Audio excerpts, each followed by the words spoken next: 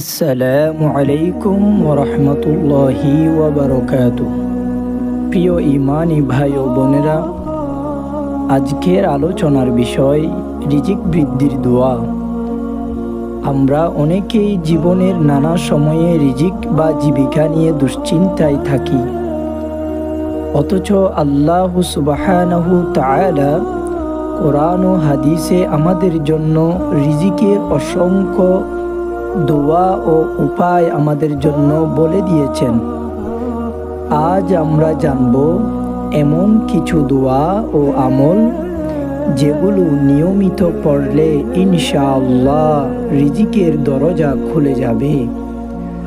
মহান আল্লাহ পাক রব্বুল আলামিন বলেন, ওয়ামান ইয়াত্তাকিল্লাহা ইয়াজআল লাহু মাখরাজান ওয়া ইয়ারযুকহু মিন হাইসু লা ইয়াহতাসিব।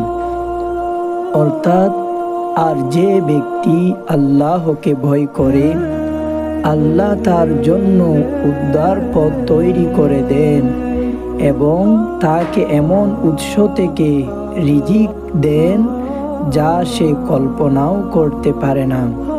এই আয়াত থেকেই বোঝা যায় রিজিকের অন্যতম বড় চাবিকাঠি হলো তাকওয়া এবং আল্লাহ ভীতি। প্রিয় ভাই ও বোনেরা, এখন জেনে নিই কিছু গুরুত্বপূর্ণ রিজিক বৃদ্ধির দোয়া। আমি আপনাদেরকে প্রথমে এমন একটি দোয়ার কথা বলবো, যেই দোয়াটি হাদিস শরীফের মধ্যে অন্যতম একটি কিতাব, যার নাম তিরমিজি শরীফ। এই তিরমিজি শরীফের 3563 নম্বর হাদিসের মধ্যে প্রিয় নবী সাল্লাল্লাহু তাআলা আলাইহি ওয়াসাল্লাম ইরশাদ করেন, আল্লাহুম্মা আকফিনি বিহালালিকা আন হারামিক ওয়া আগনিনি বিফদলিকা আম্মান সিওয়াক। অর্থ, হে আল্লাহ, আপনি আমার জন্য হালালকে যথেষ্ট করুন হারামের পরিবর্তে, এবং আপনার অনুগ্রহে আমাকে অন্যদের মুখাপেক্ষী হওয়া থেকে মুক্ত করুন। প্রিয় ইমানি ভাইয়েরা, এখন আমি আপনাদেরকে 2 নম্বর দোয়াটি বলবো। এটি এমন একটি দোয়া, যেই দোয়াটি আল্লাহ পাক রব্বুল আলামিন নিজেই কোরআনুল কারীমের মধ্যে আমাদেরকে জানিয়ে দিয়েছেন। এই দোয়াটি পবিত্র কোরআনের সূরা কসসের 24 নম্বর আয়াতে রয়েছে। আল্লাহ বলেন, রব্বি ইন্নী লিমা আনজালতা ইলাইয়া মিন খায়রিন ফাকির।